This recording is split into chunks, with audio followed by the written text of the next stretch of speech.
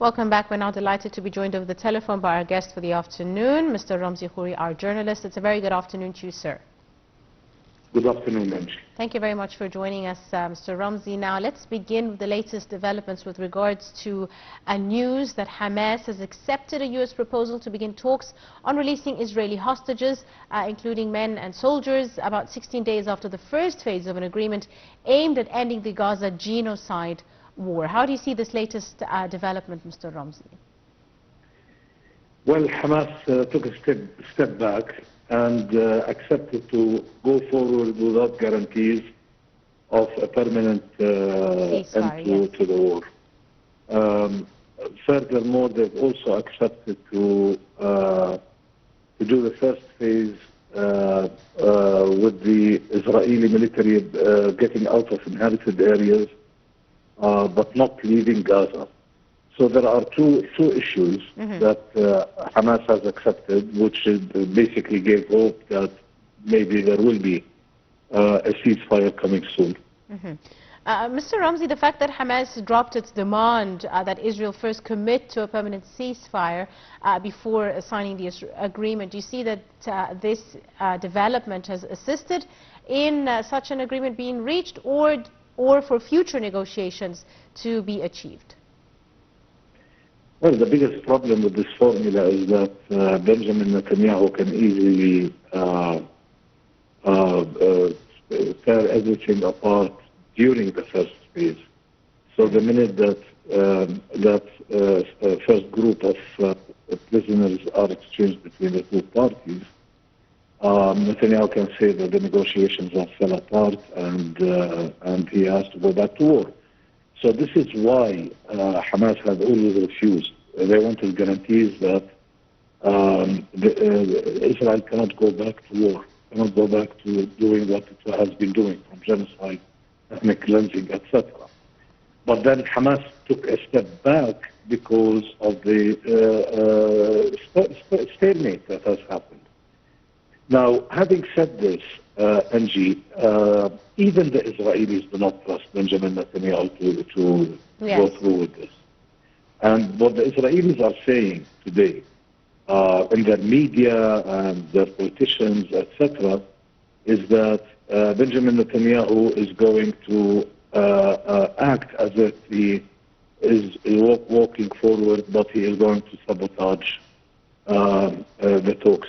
Benjamin Netanyahu needs to release some people in order to ease the movement that is inside of Israel.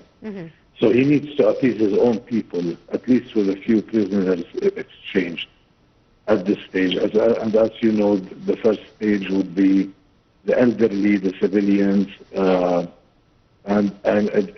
so what Benjamin Netanyahu needs is to tell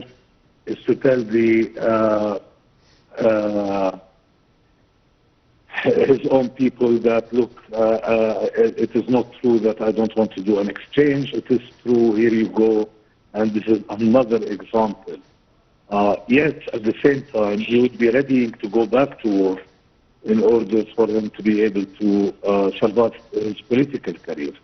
And so the Israelis are saying this. So the Israelis don't even trust their leaders to go through with this in a proper manner. Obviously, the world cannot trust them, and especially the Palestinians. So we will see.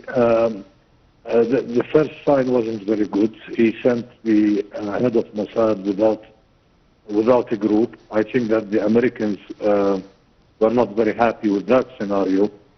And therefore now the head of Mossad is back in Tel Aviv, and the Israelis have sent a group to negotiate with the Egyptians and the Qataris in order to see if they can move forward. But there are many officials inside of Israel today who are coming out and saying that if Netanyahu sabotages this process, they will resign. So this is basically what they're expecting. They're expecting him to do that. So they're threatening him that if you do the expected, then what we're going to do is we're going to resign. And one of them is a military official who who has made the threat today. Even though there's been news from Hamas sources saying that the proposal would also ensure, mediators guaranteeing a temporary ceasefire at least, and aid delivery as well as the withdrawal of Israeli troops, which is a very critical point of negotiation with regards to aid delivery, considering the dire humanitarian situation on the ground. Do you see this as a possible... Absolutely, absolutely. The Egyptians and the Qataris are guaranteeing that first phase, and so are the Americans. The thing is, why Hamas is doing this and is willing to do this is because of the dire need of the Palestinian people in Gaza. Yes. People are starving. There isn't food, there isn't medicine, there isn't water. The continuous bombardment and killing of civilians, it's a massacre after massacre. And we've had dozens of civilians murdered in the past 24 hours alone, every day. And therefore what Hamas wants to do is to give a breather to the people. So they took the step back, and they're willing to do a temporary ceasefire, the exchange of a few of the prisoners on both sides, only to give the Palestinian people a break and to allow for aid to come in. This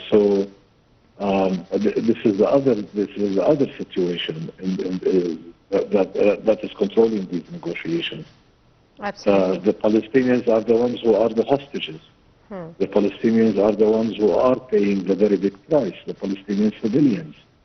And therefore the Palestinians are, and Israel is using that in order to pressure the Palestinians to accept either a temporary ceasefire or to accept Israeli hegemony or whatever. And it is blackmail.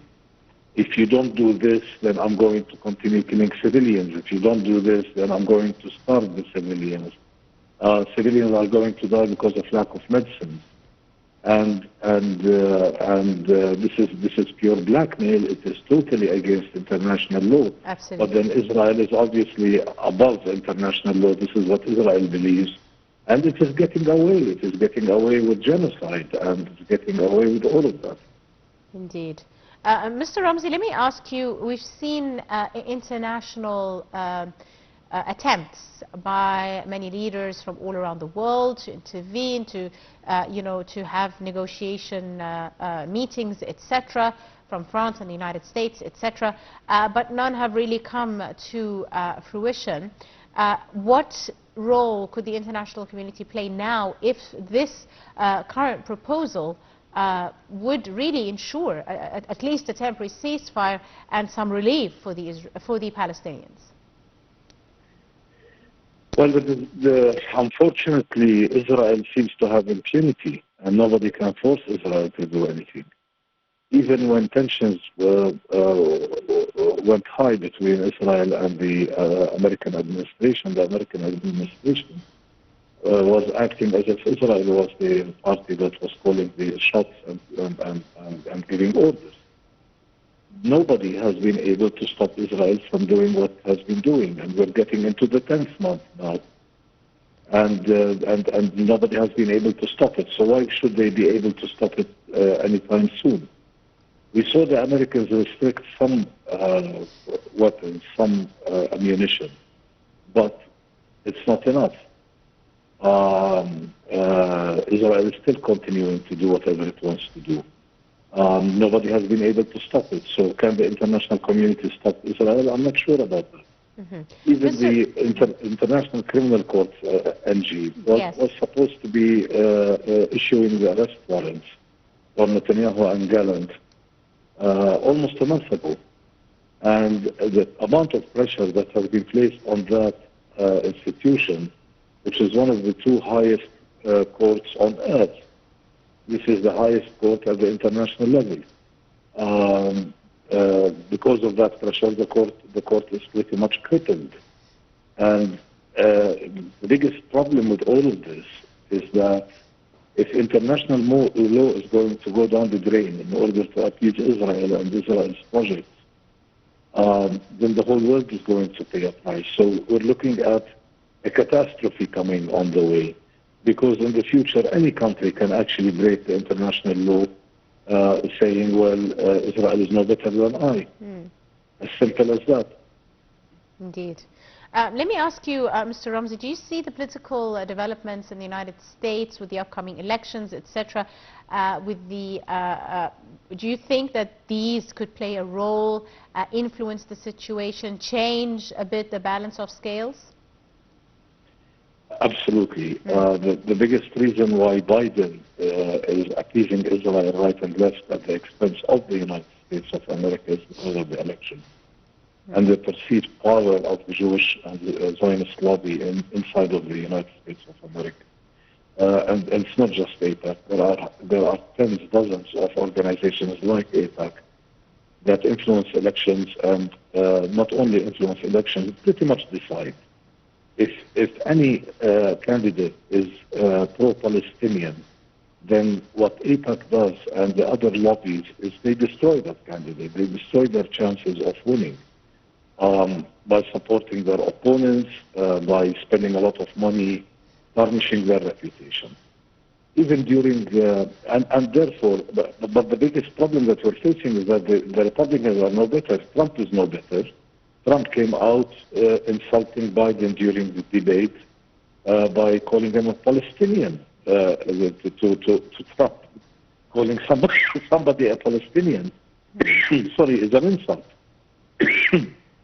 So we're faced with two options that are terrible. Both of them are terrible. And what we, and maybe, if Biden is deemed by his own party to be incapable of winning the elections, and they replace him, maybe the person who comes next is somebody who will be more just and more balanced. And this also applies to British elections, which the results have come out. Yes. Starmer has won the elections. The Labour Party has made a huge sweep. And we have to remember that not long ago, the Labour Party was run by Jeremy Corbyn, sorry, who was a pro-Palestinian man. Yes. They accused him of anti-Semitism. And they did a coup d'etat inside of the Labour Party, and Starmer came to power. Starmer is married to a Jewish Zionist woman, and who has family inside of Israel, and he is very, very pro-Israeli. So this is the person who took charge of the Labour Party that just won the elections. And so basically we see the Israeli lobby, not just in the United States of America, but we see the Israeli lobby influencing elections all over the place, including in the UK and in many key countries in Europe. And this is yet another problem. Now we expect that there are many people within the Labour Party, many members of the Labour Party who are pro-Palestinian, or people who are not so Zionist or so pro-Zionist or so pro-Israel, who may come out and put pressure on Starmer to take a position that is acceptable by the British government. We may see that happen. Let us see. But elections are always at the expense of the Palestinians and the Arab nations, by the way, not just the Palestinians. Indeed. Because if the Zionist lobbies have any say in elections, then the politicians will be worried about their say. Whereas the Arab world does not really, does not have lobbies inside of these Western countries, and therefore is inactive and cannot influence elections. Right. On that note, I'd like to thank you very, very much, Mr. Ramzy Khoury, our journalist. Thank you very much, sir, for your time and your insight, and for joining us this afternoon. That's all the time we have for today's edition of Arab Affairs. My name is Angie Meher. Thank you for watching.